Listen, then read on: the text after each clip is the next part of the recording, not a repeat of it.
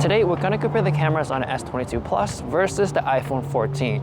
Now the Plus's camera should be the same as the regular S22, so the results of the cameras should be about the same. Let's do a quick mic test. Testing 1 2 1 2. This is what it sounds like on iPhone 14.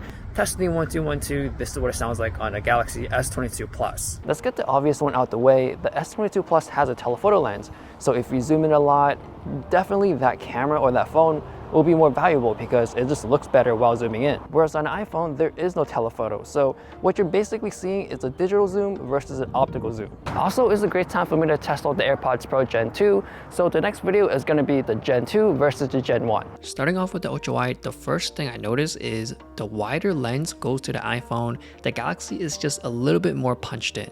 In my opinion, I do like the wider look on the iPhone, but everything else like the HDR and the colors, I prefer it on a Galaxy. I can see more in the shadows and the pictures are more punchy with more vibrance and saturation. When we switch to the main wide lens, I do prefer the iPhones just because I can see more in the shadows. The coloring definitely looks way more natural to the eye and more vibrant. But everyone has different preferences on what colors they like.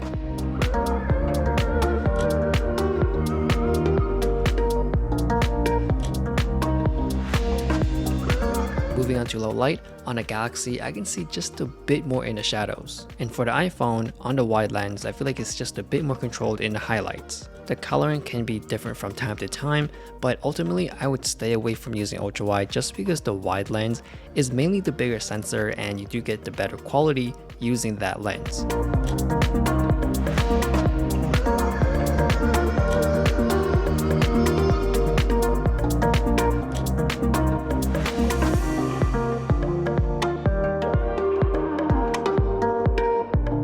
Selfies, I noticed that the Galaxy is warmer and it does have a nicer, softer look on the skin. Also for the highlights, I can see more details on the clouds. On an iPhone, I feel like it's just a bit too sharp for me that it feels like it's kind of overprocessed. Now for low light, clearly you can tell in the background that the iPhone did a much better job. For portrait mode selfies, it still has some trouble trying to cut out the smaller fine details of the hair, which is very common, and the Samsung still have that warmth, consistent look.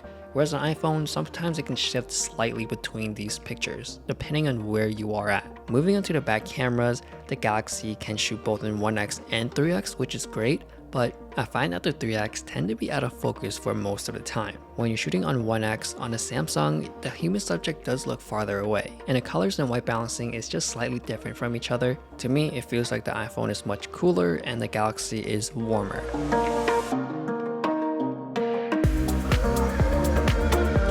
They both have their own super stabilization mode or action mode for iPhone, and to me it feels like the stabilization is pretty much equal on both phones, but of course the coloring is different, the resolution is different, and to me I do like the clarity of the new iPhone just because it's at 2.8 and 1080p on the Galaxy, which I can clearly tell and it doesn't look that great. Now moving on to the Instagram camera app, on a Samsung when you're saving videos, you can clearly see the pixelation in the beginning. You don't really see it in the Instagram stories, but the quality in general is just better on an iPhone. And when you're zooming in and out, it's really fast on a Galaxy, so it's kind of hard to control when to stop. Sometimes I feel like it's overboard and I have to zoom back out. Now for pictures, I do find that the Galaxy is very vibrant and saturated. Sometimes, especially shooting food, I feel like it's just too vibrant to the point where it kind of makes it look fake. Even though it does make the picture stand out more, I really like the natural look coming from the iPhone. In the end, they are both very good. It really depends on your preference in terms of HDR and color.